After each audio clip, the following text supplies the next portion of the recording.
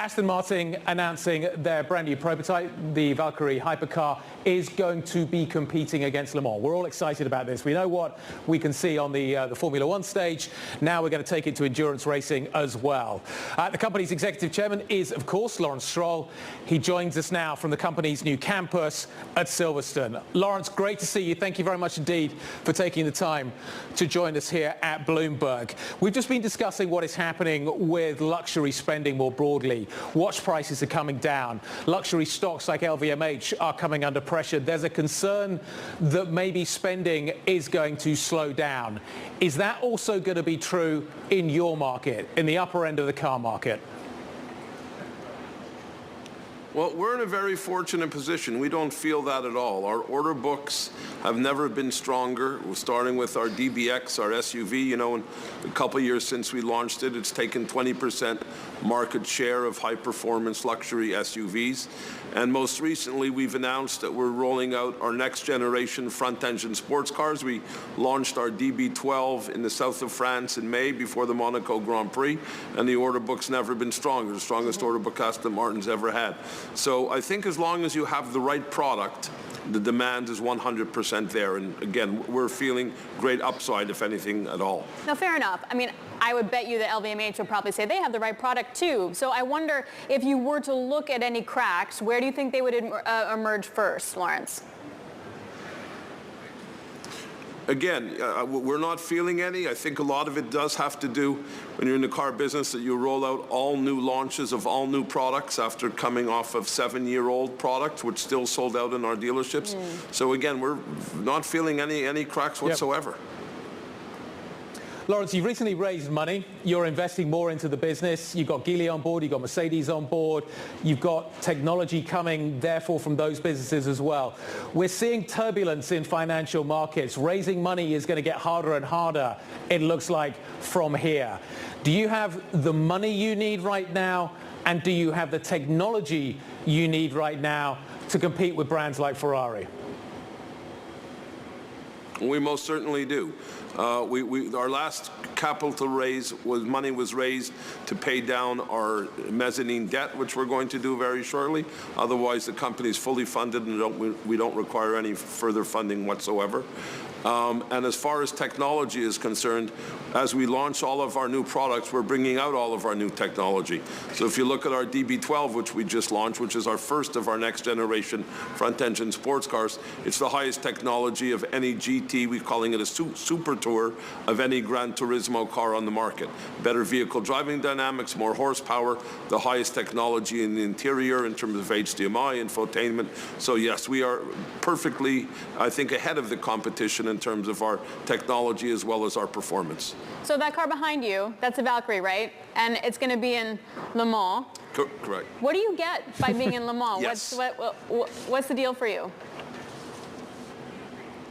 Well, it's a hugely commercial beneficial event for the company. One, you have millions of viewers around the globe watching these cars, not only Le Mans, but it's also in America, at IMSA, at Daytona, at Sebring, at very historic tracks around the world. This is our customer base. You know, we sell these cars at a substantial profit.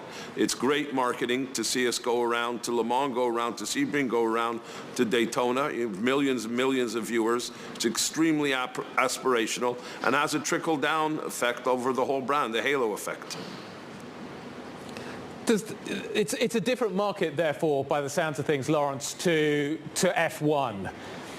How are you seeing the F1 story developing from here, and what benefit do you see coming from that over the next few seasons?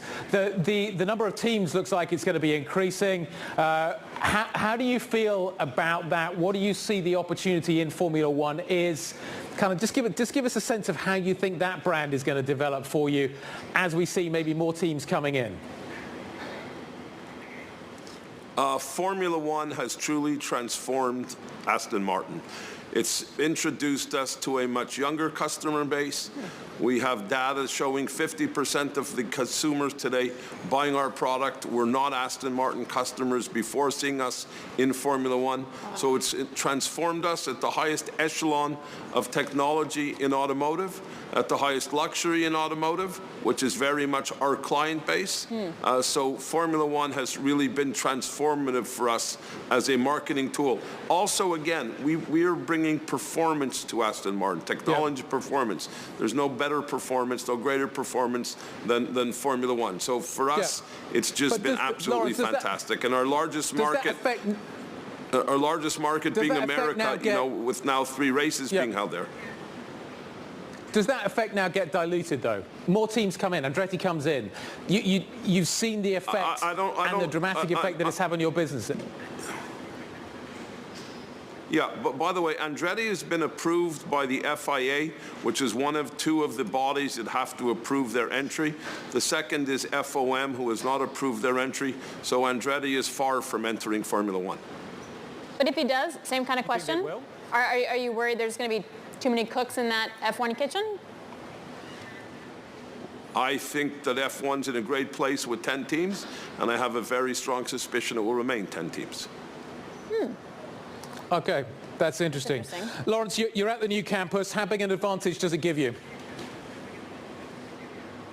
Oh, it's enormous. It's over 500,000 square feet, over 3 buildings. We moved in May into building number 1. Building number 3 is a new wind tunnel, which we will have online next September.